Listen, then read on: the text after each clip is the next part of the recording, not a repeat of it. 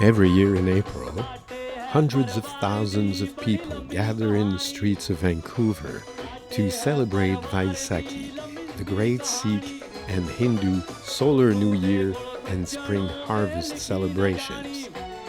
It's a great way to discover the East Indian culture that is so present here in British Columbia. Another great way will be this summer on June 17th at University of British Columbia for the International Yoga Festival. Namaste everyone and welcome to a new episode of Lynx Broadcast.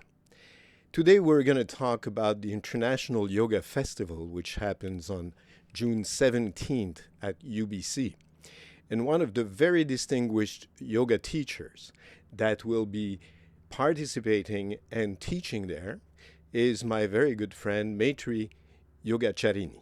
Maitri, namaste. Namaste. How are you? I'm good. Yeah. Thank you for having me here.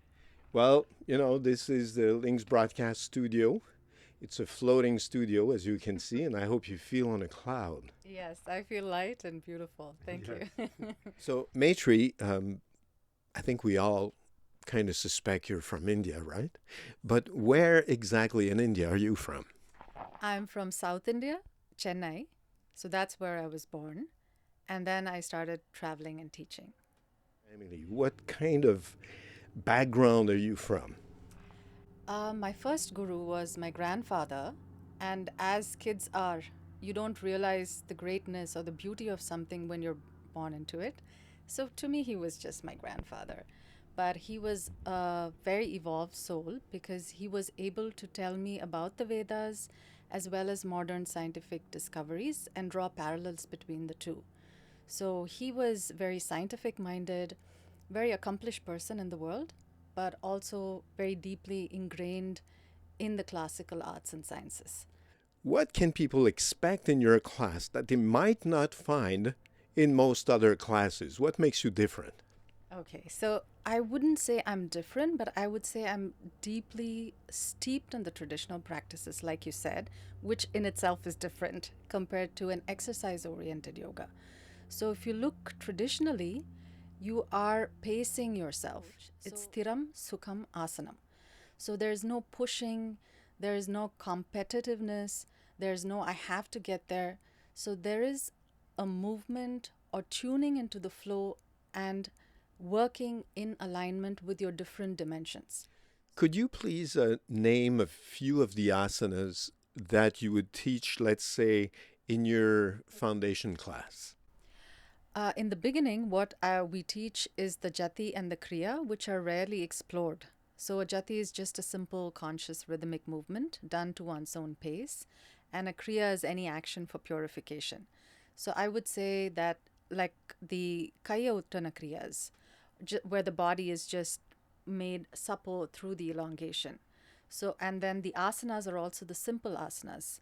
So let's say we have the vakrasana, so gentle twist, or we have the simplified version of the matsyasana.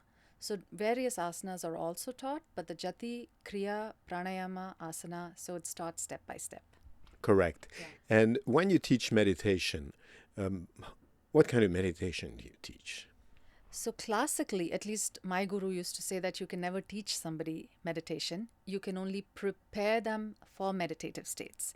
True. So through the practices, what we're doing is we are quietening their restlessness. So the rajas is released. And that is done depending on the person. If there's a lot of rajas, then they need 108 Surya Namaskars. No, I'm just joking, but they need a lot of it. They need it, but they're not necessarily going to do it with you on the same day. Yeah, no, they're not. I'm just kidding. Yeah. So depending on where the person is at, the practice is given to them. And as a result of the quietening of their mind, then more subtler practices are given. So a very simple meditative practice can simply be being aware of the breath. So you're being aware of your breathing in, breathing out. Now there are a lot of visualization practices also where the visualization point or the dharana point becomes a bindu in the body. So it could be your Agnya center, or it could be a particular sound. So in with the mantra meditation, the dharana point or the focal point becomes a sound. So depending on what the person is drawn to, or it could be a yantra, it could be a geometric pattern. So all of that is valid in the tradition I studied in. So there's not one is the best kind of an attitude. So it could be various meditative tools that are used for the person to go deeper into that state of absorption. And you also give a yoga teacher training program. Yes. So what are people able to teach and do in simple terms once they have graduated from your training? So the teacher training that I do is not just, in yoga, traditionally, everything, it encompassed pranic healing, it encompassed, the multidimensional healing. So here I have to separate it because in the Western world, when I say yoga, somehow meditation is separate from yoga. I have to say yoga and meditation. But traditionally, as you know, yoga, meditation, all of meditation is part of the yogic system. So they learn not just the asanas, they learn the pranayama, they learn the mantra, but most importantly, they learn how to heal themselves by becoming tuned into the prana that flows through their system, and also to use that prana to heal others. So they learn that particular system as well. And the way I position it is more of a self-awareness and a self-discovery program and an enlightened leadership program, because they have to first lead themselves or understand how to take themselves on an evolutionary path before they try to preach to the world or teach to the world. Maitri Yogacharini, I thank you very much. I'm looking forward to teach this yoga class that we'll teach at the International Yoga Festival at UBC on June 17th. It's our third year together, so from the very beginning, for some reason, we got lucky to participate in this United Nations movement, which is an initiative from Prime Minister Modi ji in India. Yes. Wasn't that great? Yeah, no, that's fantastic. I think it's a blessing that as a culture we have given birth to this. It doesn't belong to us, but yeah, we have birthed it. So yeah, I feel quite blessed to be born in that culture. Yeah. Thank you very much. Thank you. Yeah. Hari Om. Hari Om.